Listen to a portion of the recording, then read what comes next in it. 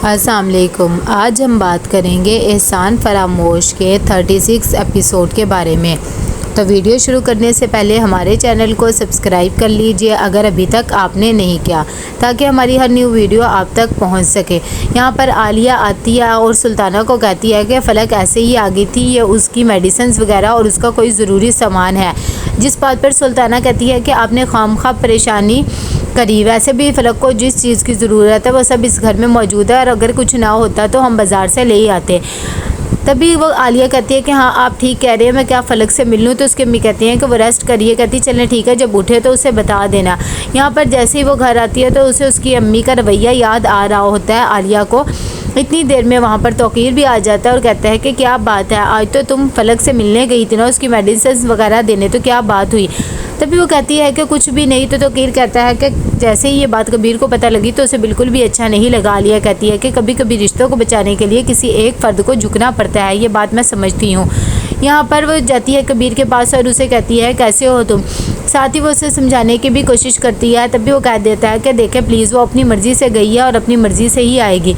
तो कहती है कि चले ठीक है, तुम्हें परेशान होने की ज़रूरत नहीं है, मैं सब कुछ हैंडल कर लूँगी। यहाँ पर जैसे ही फ़लक को पता लगता है कि आलिया आई थी और उसकी अम्मी ने उसे सारा कुछ बता दिया, तो कहती है कि मामा आपने खामखा उन्हें बता दिया, अब और मेरे लिए मसले वगैरह खड़े हो जाएंगे। उसकी अम्मी कहती है अभी मसले क्यों खड़े होंगे, वैसे भी ये बात तो बतानी बनती ही थी ना, उन्होंने तुम्हारे साथ इतना सब कुछ किया। नवाल भी कहती है कि हाँ अगर हम उन्हें बताएंगे नहीं तो उन्हें एहसास कैसे होगा। वैसे भी उसकी अम्मी कहती है अब तुम्हें डिलीवरी तक कहीं भी जाने की ज़रूरत नहीं है। ये बात फ़लक को अंदर अंदर खाई जा रही होती है कि अब वो क्या करेगी। कबीर तो उसे छोड़ेगा नहीं जब उसे ये बातें पता लगेंगी। साथ ही उसे याद आता है कि कबीर ने तो उसे पहले भी वार्न कर दिया है। इतनी देर में वो सब बातें सोच रहे थे, तो दूसरी तरफ कबीर सोच रहा होता है कि कैसी फ़लक से मेरी मुलाकात हुई थी और मैंने उससे इतना ज़्यादा प्यार किया था, लेकिन उसने मेरे प्यार की ज़रा भी कदर नहीं की है। कबीर बहुत ज़्यादा अफसुर्दा हुआ होता है। सुबह होती है तो कबीर और आलिया दोनों हमज़ा के पास जाते हैं और उसे कहते हैं कि प्लीज़ तुम हमारे मसले को समझो। वैसे भी शराजी के साथ हमारी डील करना बहुत ज़्यादा ज़रूरी है, अगर हमने ना की तो तुम्हें और मुझे दोनों को ही बहुत ज़्यादा नुकसान होगा। आलिया भी उसे समझाती है। हमज़ा कहता है कि मैं आपकी बात समझ सकता हूँ, लेकिन मैं शराजी के साथ काम नहीं करना चाहता। अगर आपको इतना ही मसला है तो मैं आपके ये शेयर ख़रीद लेता हूँ।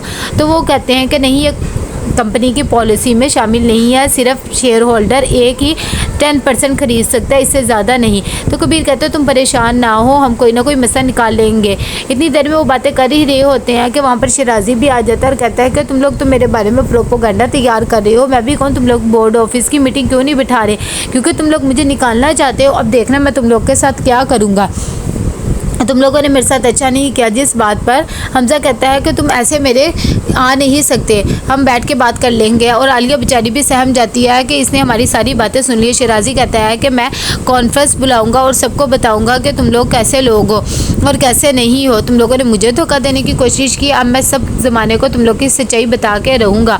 और साथ ही वो आलिया पे इल्ज़ाम लगा देता है कि ये जो बातें आज हमज़ा को बता रही है मेरे बारे में, कल मुझे भी हमज़ा के बारे में यही सब कर रही थी कि इसकी वजह से ही उसे हमारे साथ डील करनी पड़ी है।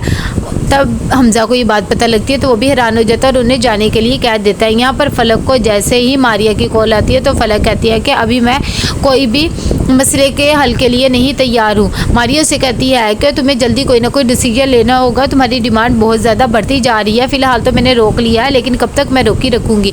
यहाँ पर जैसे ही आलिया और कबीर दोनों आ जाते हैं ऑफिस में तो आलिया कहती है मैं सोच भी नहीं सकती थी कि शराजी इतना चालाक निकलेगा, अब हमें इससे थोड़ा सा मोहतात होकर रहना पड़ेगा। खैर तुम परेशान ना हो, मैं हमज़ा से खुद ही 1-2 दिन तक बात कर लूँगी। तुम ऐसे करो, बोर्ड ऑफिस की मीटिंग बुलवाओ और उसे मेंबर बना दो ताकि वो चुप होकर बैठा रहे, फिर बाद में सोचेंगे कि इसके बारे में क्या करना है। यहाँ पर हमज़ा मिलने आता है नवाल और उसकी अम्मी से और उसे बताता है कि मैं अभी पाकिस्तान आया हूँ कुछ टाइम के लिए। उसकी अम्मी कहती है कि सोफ़िया और नाजिश नहीं आई, तो कहता है कि नहीं उनकी हालत ठीक नहीं है। उसकी अम्मी कहती है चलो अल्लाह पाक बेहतर करेंगे। इस बात पर वहाँ पर फ़लक भी बैठी होती है और कहती है मैंने कई बार सोचा कि आपको कॉल करूं क्योंकि आप लोग का वैसे भी मसला इतना बड़ा था, लेकिन खैर मैं कर नहीं सकी। इतनी देर में नवाल की अम्मी की तबीयत ख़राब होने लग जाती है और वो कहती है कि हमज़ा बेटा तुम खाना खा के जाना, मैं ज़रा रेस्ट कर लूँ। नवाल कहती है मैंने मेडिसिन दे आऊँ। जैसे वो उठ के जाती है तो फ़लक कहती है कि मुझे बहुत ज़्यादा अफसोस हुआ है आपकी बहन का सुनकर, आप मेरी तरफ से उनके लिए ताज़ियत कर लेना।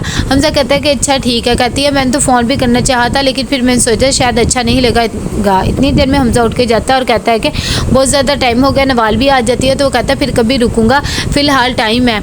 नवाल बाहर जाती है तो कहती है कि आजकल अम्मी की तबीयत कुछ ठीक नहीं रह रही, सिर्फ इसीलिए वो उठ के गई। हमजा कहता है कि मैं समझ सकता हूँ, वैसे भी वो एक लड़की की माँ है और हमारी शादी जिस तरह डिले हुई है तो उन्हें टेंशन थी होगी, लेकिन आंटी का तुमने बहुत ज़्यादा ख्याल रखना है और उन्हें कहना है कि बिल्कुल भी परेशान होने की ज़रूरत नहीं, बच्चों की तबीयत संभले तो कुछ हो जाएगा। यहाँ पर सब चाय के लिए बैठे होते हैं, कबीर, आलिया और तोकीर। तभी आलिया फिर से उसे समझाती है और कहती है कि तुम्हें फलक के साथ अपने मामला ठीक कर लेना चाहिए, वैसे भी वो तुम्हारे बच्चे की माँ बनने वाली है और तुम्हें ये सब चीज़ों के बारे में सोचना चाहिए। कबीर कहता है कि वो अपनी मर्ज़ी से इस घर को छोड़ के गई थी तो खुद ही आ जाएगी, लेकिन आलिया फिर भी समझाती है और कहती है कि तुम्हारा वहाँ जाना बनता है। यहाँ पर नवाल हमजा से मिलने आती है और उसे कहती है कि पता नहीं क्यों इस दफ़ा मेरे दिल को एक खदशा सा हो रहा है कि मैं तुमसे दोबारा नहीं मिल सकूँगी। हमजा कहता है ऐसी बात नहीं है, मैं इंशाल्लाह वापस जल्दी आ जाऊँगा, तुम परेशान ना हो। यहाँ पर जैसे ही फलक जाती है डॉक्टर के पास अबॉर्शन करवाने, तो डॉक्टर कहती है कि हम आपका अबॉर्शन नहीं कर सकते, आपका बच्चा फ़िलहाल बहुत ज़्यादा हेल्दी है।